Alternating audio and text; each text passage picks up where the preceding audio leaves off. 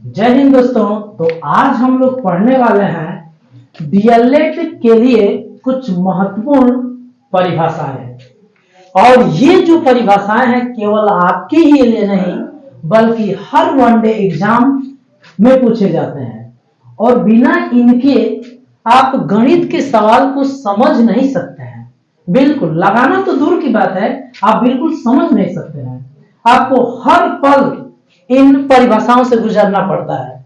सम संख्याएं क्या होती है, विषम संख्याएं क्या होती हैं, जुड़वा भाग संख्याएं क्या होती हैं, भाज्य संख्याएं किसे कहते हैं, ये जितनी भी परिभाषाएं हैं आपको बार बार कहीं ना कहीं मिल जाती हैं और आपको परेशान करते रहते हैं सवालों के अंतर्गत। तो आज हम लोग इन्हीं सभी परिभाषाओं को जड़ से उखाड़ने की कोशिश करेंगे और समझने की कोशिश करेंगे। तो सबसे पहले हम लोग समझते हैं सम संख्याएं। सम संख्या होती क्या है? Even number. सम संख्या क्या होती है ये हमें समझना है। तो मैं एक एग्जांपल लेकर बताता हूं आपको। ये मैंने 24 ले लिया, 24 ले लिया और यह मैं 13 ले लिया, 13 ले लिया। जरा इसे 2 से डिवाइड करते हैं हम लोग। 2 1 जा 2 हो गया, ये कैंसिल हो गया। ये 4 ले लिया, 2 2 जा 4, ये कैंसिल हो गया। जरा इसको 2 से डिवाइड करते हैं। 2 6 जा 12 हो गया, 1 रिमाइंडर बचा। ये जो हमारी संख्या है ये 24 ये 2 से पूरी डिवाइड हो गई है, लेकिन ये जो 13 है यह पूरी डिवाइड नहीं हुई है। तो जो पूरी डिवाइड हो जाती है उसे हम लोग क्या कहते हैं? सम संख्या कहते हैं। और जो 2 से पूरी विभाजित नहीं हो जाती है उसे हम लोग कहते हैं विषम संख्या कहते हैं, अर्थात ऑड नंबर बोलते हैं।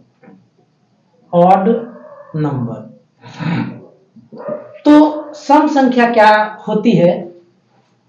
वह संख्या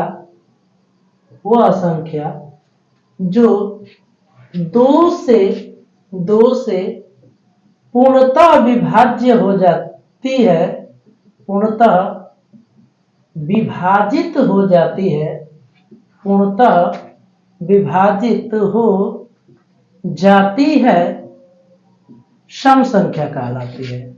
सम संख्या कहलाती है। तो जो संख्या 2 से पूरी तरह से विभाजित हो जाती है उसे हम लोग क्या कहते हैं? सम संख्या कहते हैं। सम संख्या के इकाई के स्थान पर, सम संख्या के इकाई के स्थान पर, इकाई के स्थान पर 0 2 4 6 और 8 आता है। तो सम संख्या किसे कहते हैं? वह संख्या, ऐसी संख्या जिसमें 2 से पूरी भाग लग जाती है। जो संख्या 2 से पूरी तरह से कट जाती है वह सम संख्या कहलाती है। और सम संख्या के इकाई के स्थान पर या तो 0 आता है, या 2 या 6 या 8 आता है। सम संख्याओं के परिवार को, सम संख्याओं के परिवार को ई से प्रदर्शित करते हैं। ई से प्रदर्शित करते हैं। ई से प्रदर्शित करते हैं। तो जो सम संख्याओं का परिवार है उसको हम किससे दिखाते हैं? ई से दिखाते हैं। तो ई बराबर क्या हो जाएगा? ये हो जाएगा 0 2 4 6 ऐसे, और ये -2 -4 -6 ऐसे हो जाएगा। ये सब क्या है? सम संख्या है। सम संख्याओं के इकाई के स्थान पे 0 2 4 6 या 8 आता है। जैसे एग्जाम्पल के तौर पर हम लोग देख लेते हैं। जैसे मान लीजिए यही संख्या है, कितनी भी बड़ी संख्या लिख दी जाए आपको, तो आप इस बड़ी संख्या को देखना है, केवल आपको इसमें इकाई का अंक देखना है। यदि इकाई का अंक इसमें से कोई एक है तो सम संख्या है। तो हमारी जो संख्या है उसमें इकाई का अंक 6 है, जो कि ये है, तो यह क्या है? सम संख्या है। आप इसे देखिए,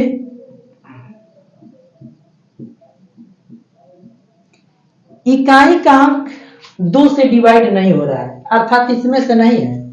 जब इकाई का अंक 2 से विभाजित नहीं होगा तो हमारी जो संख्या है वह 2 से कभी विभाजित नहीं होगी, अर्थात वह सम संख्या नहीं होगी। तो यह सम संख्या नहीं है, विषम संख्या है। तो विषम संख्या किसे कहते हैं? वह संख्या जो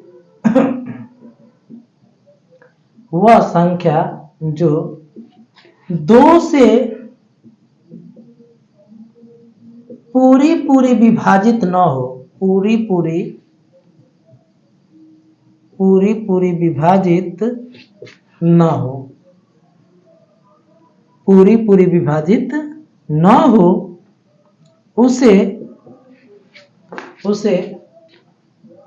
सम संख्या कहते हैं, उसे सम संख्या कहते हैं। उसे विषम संख्या कहते हैं, माफ कीजिएगा, उसे विषम संख्या कहते हैं। तो जो संख्या पूरी 2 से विभाजित नहीं होती है उसे हम लोग क्या कहते हैं? विषम संख्या कहते हैं। विषम संख्या के परिवार को विषम संख्याओं के परिवार को ओ से प्रदर्शित करते हैं, ओ से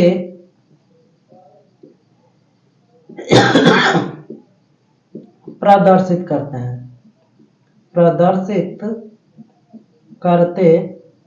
हैं। विषम संख्या के इकाई के स्थान, विषम संख्या के इकाई के स्थान पर, इकाई के स्थान पर क्या आता है? इनको छोड़कर अंक आएगा। 1 आ जाएगा, 3 आ जाएगा, 5 आ जाएगा, 7 आ जाएगा, या 9 आता है, जैसे आप देख सकते हैं यह संख्या इकाई का स्थान पर 3 है, 2 से विभाज्य नहीं है, तो पूरी संख्या 2 से विभाज्य नहीं होगी, अर्थात यह क्या होगी? विषम संख्या होगी। उसी तरह से यहाँ पर 13 है, 3 है, इकाई का स्थान जब 3 है तो यह भी 2 से विभाज्य नहीं होगा, तो यह भी क्या होगा? विषम संख्या होगा। तो ऑड नंबर में क्या क्या आ जाते हैं? ऑड नंबर में आ जाएगा 1 आ जाएगा, 3, 5, 7 ऐसे आ जाएगा, ठीक है। वैसे इधर -1, -3, -5 ये सब क्या हो जाएंगे? ऑड नंबर हो जाएंगे, विषम संख्याएं हो जाएंगी। ये धनात्मक विषम संख्याएं हैं और ये क्या है? ऋणात्मक विषम संख्याएं हैं। तो हम लोगों ने सम संख्या और विषम संख्या पढ़ा।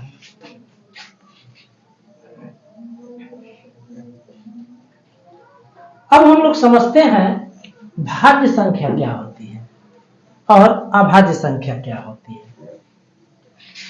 और सह अभाज्य संख्याएं क्या होती हैं। तो हम लोग समझते हैं भाज्य संख्या।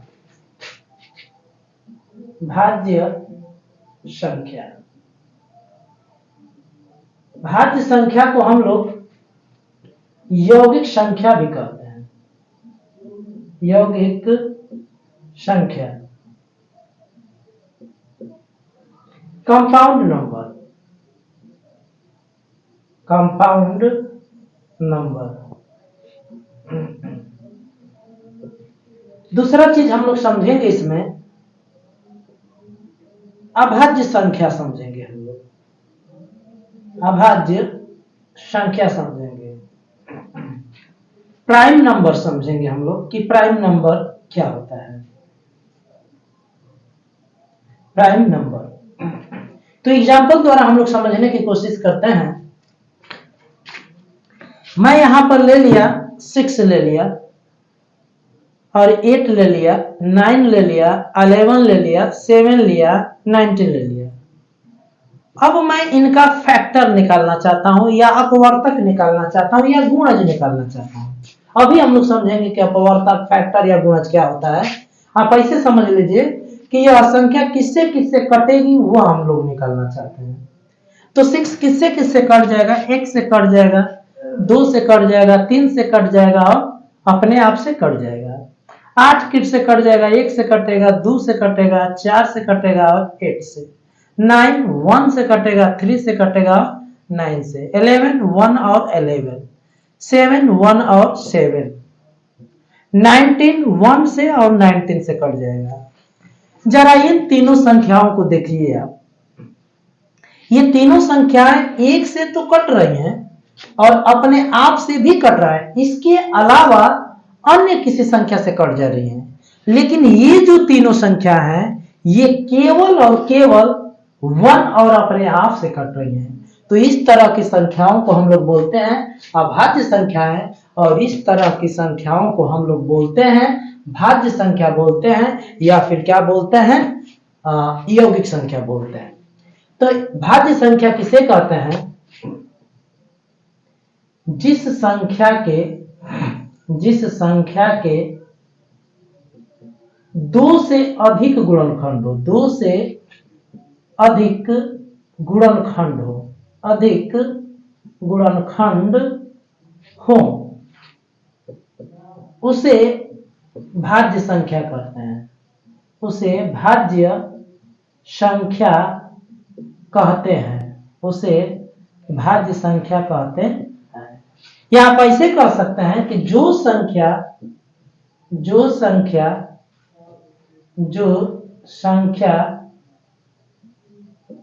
एक और स्वयं के अलावा अन्य किसी तीसरी संख्या से कट जाए, अन्य किसी तीसरी संख्या से पूरी तरह विभाज्य हो, संख्या से पूरी तरह क्या हो, विभाज्य हो,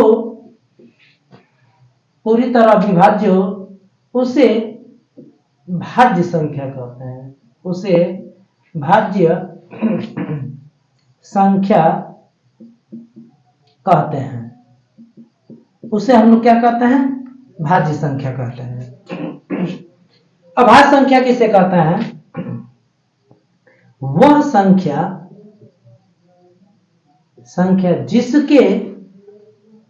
जिसके केवल और केवल 2 गुणनखंड हो, 2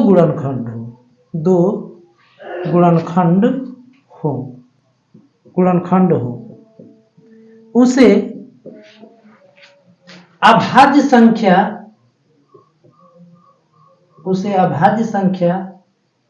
या रूढ़ संख्या कहते हैं, या रूढ़ संख्या बोलते हैं, रूढ़ संख्या कहते हैं, रूढ़ संख्या कहते हैं।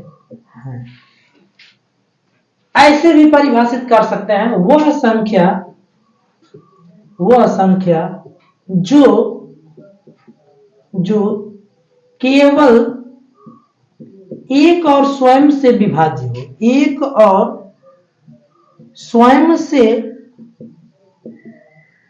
से पूर्णतः विभाज्य हो, एक और स्वयं से विभाज्य हो, उसे रूढ़ संख्या कहते हैं या फिर अभाज्य संख्या कहते हैं, रूढ़ संख्या कहते हैं। तो भाज्य संख्या किसे कहते हैं, ऐसी संख्या जिसके 2 से अधिक गुणनखंड हो, और वे 2 से अधिक गुणनखंड क्या होंगे, एक तो 1 होगा जो कि सबका गुणनखंड होता है, और कोई भी संख्या स्वयं का गुणनखंड होती है तो एक और स्वयं के अलावा भी उसके और गुणनखंड होंगे, तो भाज्य संख्या होगी। लेकिन जिस संख्या के गुणनखंड केवल एक और स्वयं होगा उस तरह की संख्या रूट संख्या या फिर अभाज्य संख्या कहलाती है। तो आप चाहेंगे तो इस डिफिनेशन का स्क्रीनशॉट आप ले सकते हैं। आपसे परीक्षाओं में पूछ लिया जाता है कि 1 से 100 तक की अभाज्य संख्याएं बताइए या 1 से 50 तक की अभाज्य संख्याएं बताइए। तो हम लोग 1 से 100 तक की अभाज्य संख्याएं लिखते हैं और भाज्य संख्याएं लिखते हैं। 1 से 100 तक, 1 से 100 तक, 100 तक की अभाज्य संख्या है, अभाज्य संख्या है। तो आज हम लोग पता करने वाले हैं कि 1 और 100 के बीच कितनी अभाज्य संख्या है। तो पहले तो 1 को आप हटा दीजिए, यह न तो भाज्य में आता है और न ही अभाज्य में आता है। इसके बीच में अभी इसके बारे में अभी हम लोग पढ़ेंगे। तो ये न तो भाज्य संख्या है न अभाज्य संख्या, ये खत्म।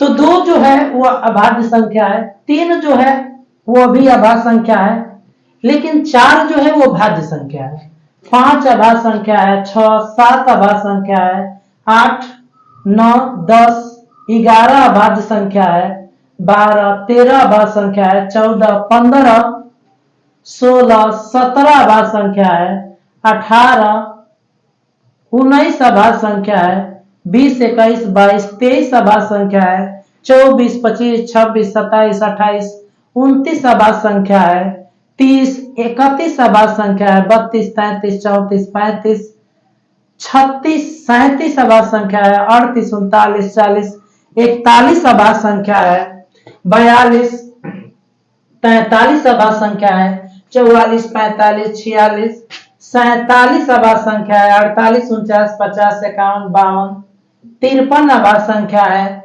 54, 55, 56, 57, 58, 59, 60, 61, 62, 63, 64, 65, 66, 67 आपका अभाज्य संख्या है, 68, 69, 70, 71 आपका अभाज्य संख्या है, 72, 73 अभाज्य संख्या है, 74 हो गया, 75 हो गया, 76, 77, 78, 79 आपका अभाज्य संख्या है, 80 हो गया, 81, 82, 83 आपका अभाज्य संख्या है, 84, 85, 86, 87, 88, 89 आपका हो जाएगा, 89, 90 नहीं होगा, 91 नहीं होगा, 92, 93, 93 भी नहीं होगा, 94, 95, 96, 97, 97, 98 नहीं होगा, 99 नहीं होगा, 100 नहीं होगा। तो 1 से 100 तक की ये अभाज्य संख्याएं हैं। एक बार मिला लेते हैं।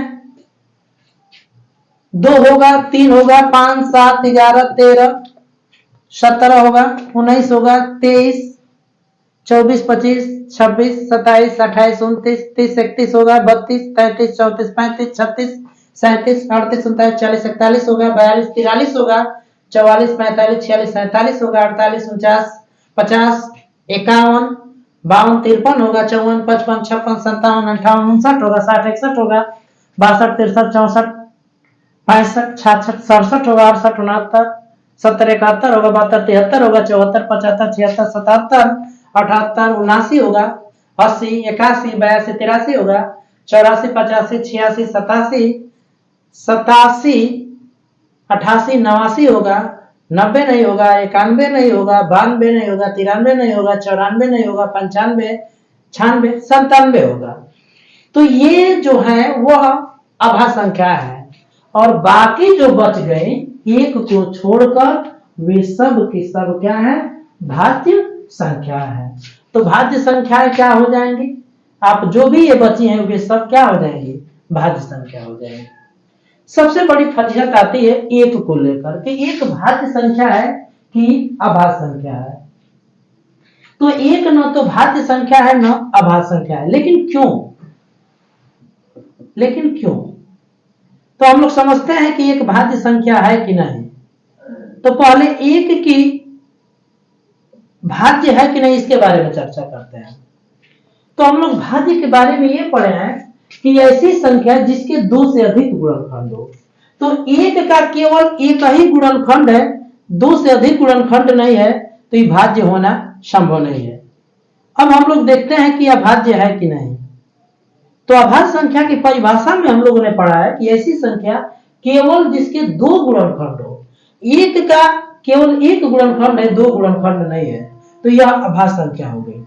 तो एक पर न तो भाज्य की डिफिनीशन लागू होती है, न तो अभाज्य की डिफिनीशन लागू होती है, इसलिए एक न तो भाज्य संख्या है और न ही अभाज्य संख्या है।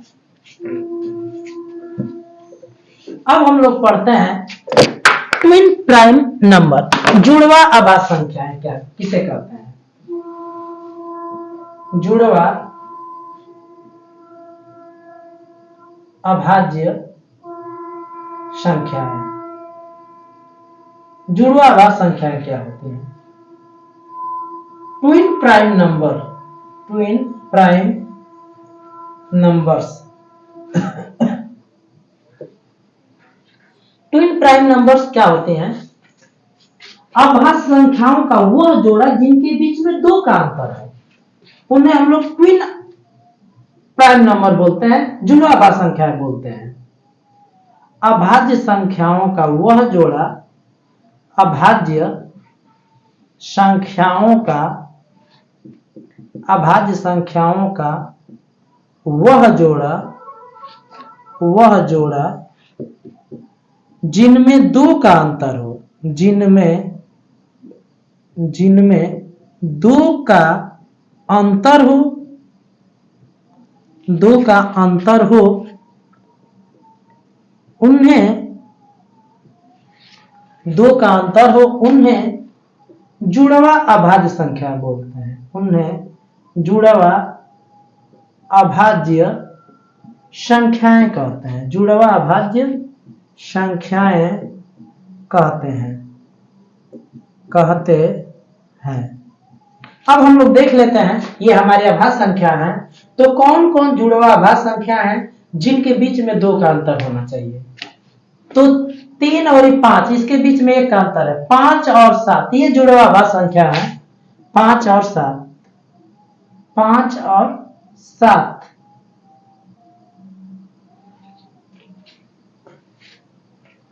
11 और 13, 11 और 13, इनके बीच में भी 2 का अंतर है, 11 और 13। और इधर हम लोगों का छूट रहा है 5 और 7, ये तो हम लोगों ने लिख लिया। 3 और 5 ये छूट रहा है, 3 और 5, इसमें भी 2 का अंतर है। 3 और 5 के बीच में कितना का अंतर है? 2 का अंतर है। यहां भी 2 का अंतर है, यहां भी 2 का अंतर है। वैसे ही 17 और 19,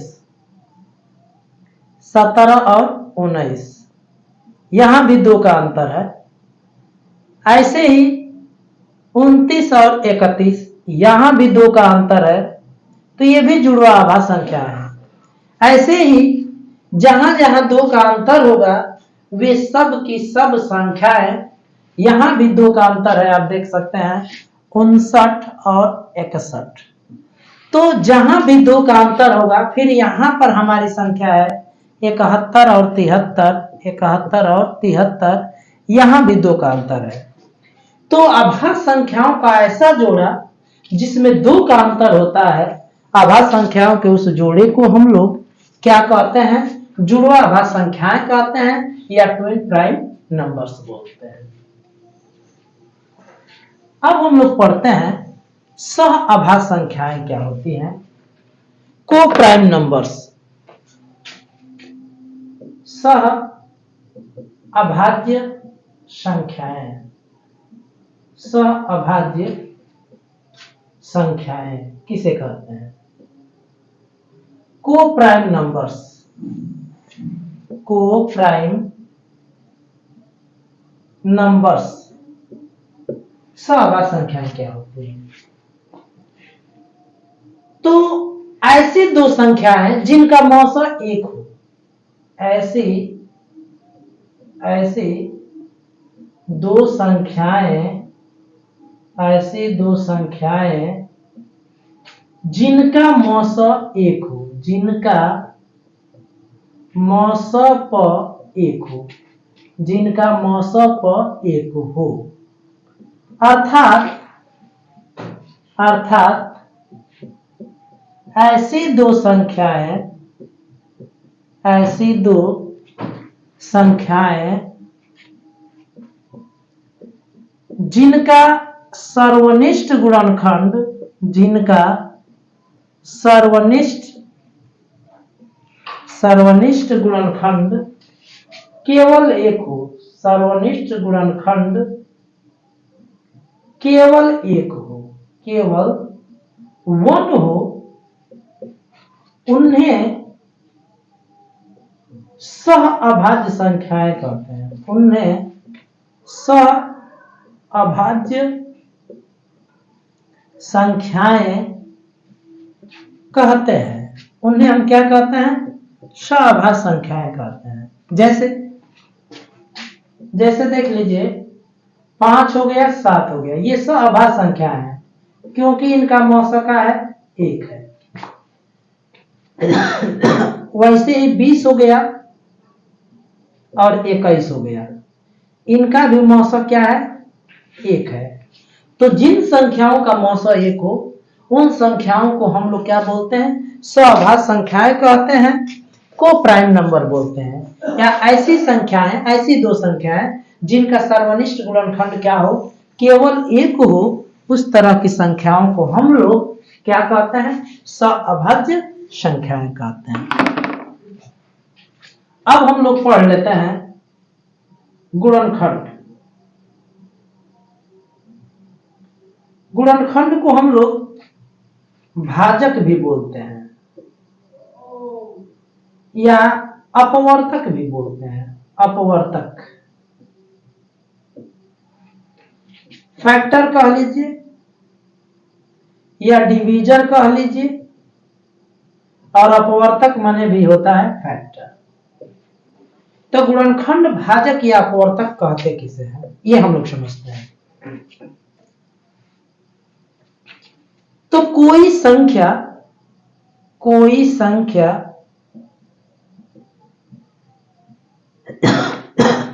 जिन संख्याओं से, जिस संख्या से पूर्णतः विभाज्य हो जाती है, पूर्णतः विभाज्य हो जाती है, जाती है, उन संख्याओं को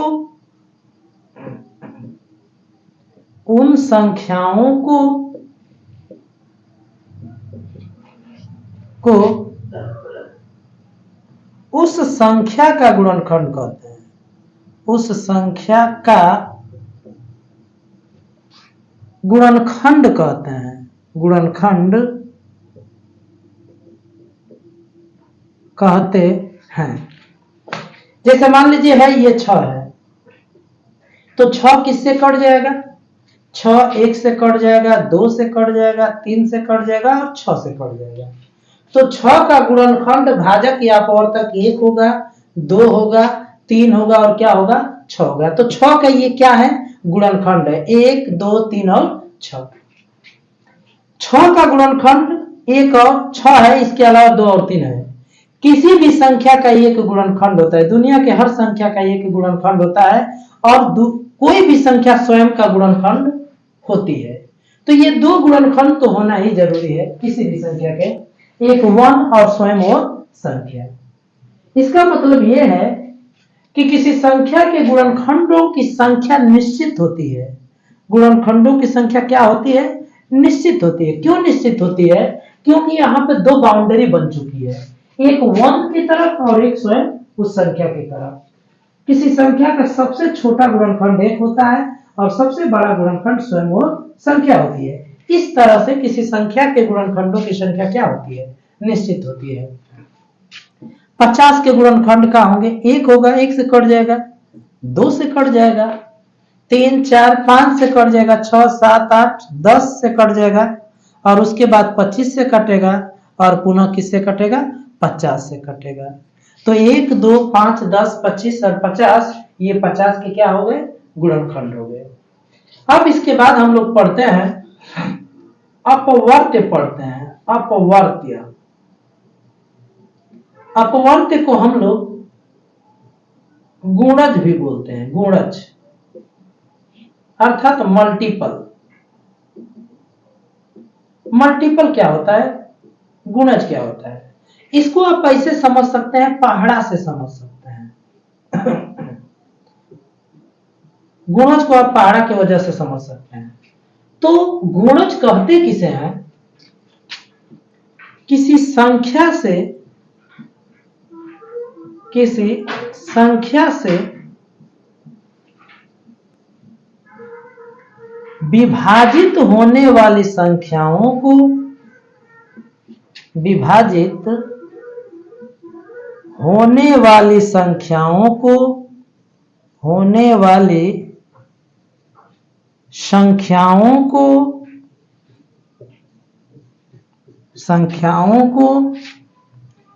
उस संख्या का, उस संख्या का अपवर्त्य कहते हैं, अपवर्त्य कहते हैं, अपवर्त्य कहते हैं।